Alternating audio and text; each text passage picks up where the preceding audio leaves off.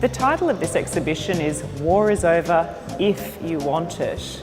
Now, this exhibition title actually comes from a collaborative artwork and activist statement made by Yoko Ono and her late husband, John Lennon, in 1969.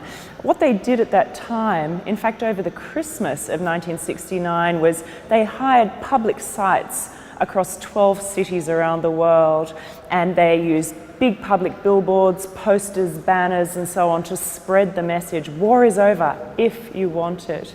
Happy Christmas, love John and Yoko. And it was their way of spreading a message of peace and love at a time of great political turmoil and conflict.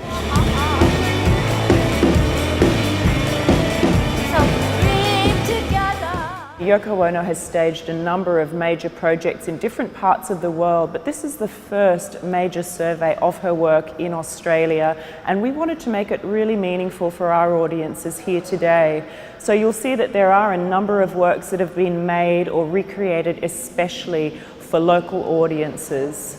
This is not just an exhibition about looking, it's an exhibition about making, doing, writing, creating, and actually playing to help realise the artworks and their meaning. It was really nice to be invited by the artist to do something, and I love that I had a choice of colour.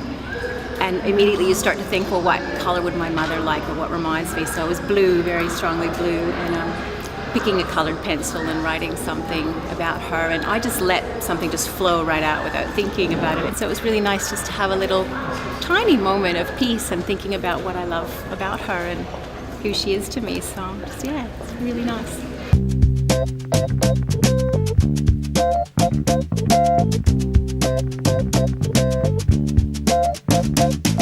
One good example is a wonderful work called Play It by Trust. Play It by Trust is a work that Yoko Ono first made in 1966, and it's the first thing you'll see as you come into this exhibition. Now, for anybody who plays chess, you'll look at this work and you'll notice that something's not quite right. As you start to play and the pieces intermingle, it becomes very hard to know whose piece is controlled by who, because everything is white. You know, it really tests your memory. It's quite good fun, but eventually, of course, it becomes impossible to know who controls what piece, and the whole idea of competition or adversarial opposition is essentially upended through this process. It's about play, it has a sense of humour, but the message is actually quite serious because, as she says, even in this modest way, a sense of peace is achieved. I think it's good in the sense that it kind of opens your eyes to how good it is to sometimes just be on a level playing field and not have the need to have the competition. There is no winning and losing. It's just the playing the game that really is exciting. The design of the chess tables and chairs responds to or is inspired by the architectural design by Yoko Ono of the Sydney Opera House.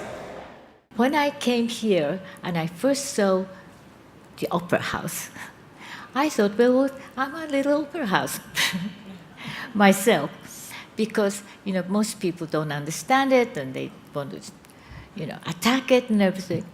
But one day they might find that, oh, it's not so bad. And that power, which is the power of change. And change is not that easy. But we have to understand that if we want to survive and be alive together, then we have to allow us to change.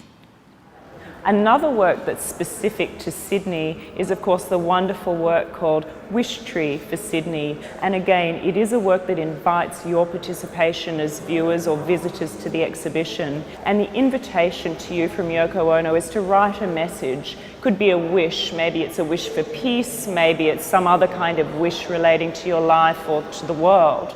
And then you tie it to the branches of the eucalyptus saplings. At the end of the exhibition, we gather all of the wishes together and return them to Yoko Ono, who has a vast repository of wishes from around the world, at present close to 1 million in total. So one of the ongoing themes within this exhibition concerns women and women's bodies and questions around gender. There's a very well-known performance piece by Yoko Ono called Cut Piece, and when you enter the exhibition you'll see two large wall projections which have two iterations of Cut Piece. Now one is from 1965, the other is from 2003. Now, as with a lot of Yoko Ono's work, it is an artwork that involves an instruction or an invitation to audience. In this instance, it's an invitation to members of an audience in a theatre to come up onto a stage, take a pair of scissors and snip away at the artist's clothing. They can remove and take a piece of clothing with them, and eventually she's revealed naked and very vulnerable. Now, I find this a very interesting work for a number of reasons, because it deals with a whole range of themes to do with trust, vulnerability, intimacy, particularly intimacy with a stranger, but it's also about power and power relationships.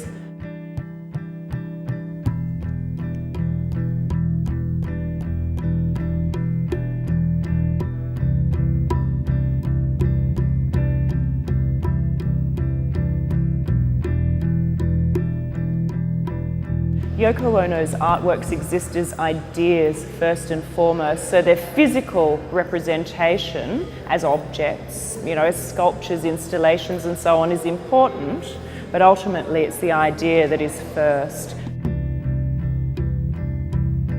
War is over if you want it.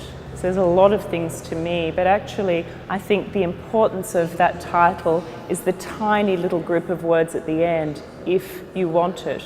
Because essentially what Yoko Ono's art is about is the power of the human mind, our collective will, our ability to work together, to wish, to dream, to speak up for and to demand a better and safer future for our children and the generations beyond. Wake up now! Trees are laughing. Windows smile.